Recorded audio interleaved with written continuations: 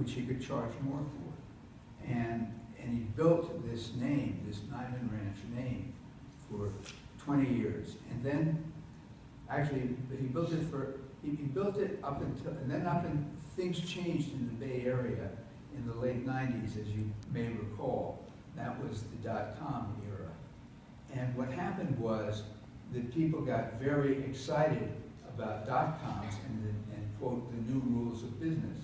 And they actually believed that, a lot of things that were sort of common wisdom back then, they turned out all to be wrong, but they were widely believed, including by investors, that for example, that the most important thing when you start a business is to be the first mover in the market. Another one was that brand counted for everything.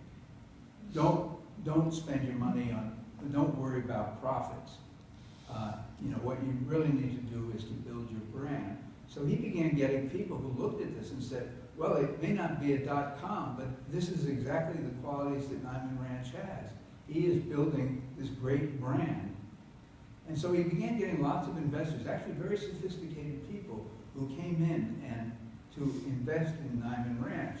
And investment bankers would come and look at it, and from the Bay Area would come and look at it, and they'd say, oh man, this is going to be so valuable someday. You're going to get $300 million just for your share of this. And he sort of obviously liked to hear that. Well, we all know what happened eventually to the dot-coms. We know about the dot-com bust. And a couple of years later, the investors decided that they'd put as much money into Nyman Ranch as they were ready to at that point. And so they decided to go out, let's see how much this brand is really worth. They got one offer.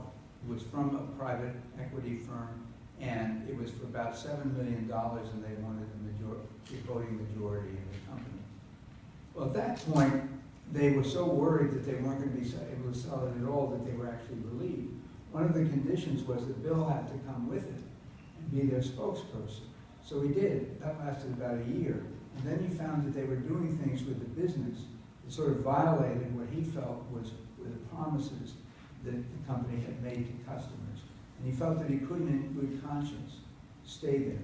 So he left and took with him a cow and a steer and his founder's stock, which turned out to be totally worthless because the venture capital, the private equity firm did what's called a washout round, which basically raises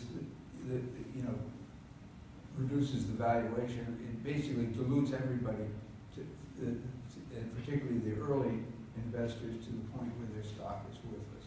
So here is a guy who had done one of the most difficult things in the world, which was to take a commodity product, turn it into a value-added product, and he built a company that had made hundreds of millions of dollars over the years. But in the end, you know, he sort of followed this wisdom, which is don't worry about profits, just invest in the brand. Take all of your profits and invest in the brand. He said, okay, well, these are sophisticated business people. They must know what they're doing. I'm a rancher. So he did all of this. And in the end, he wound up with nothing.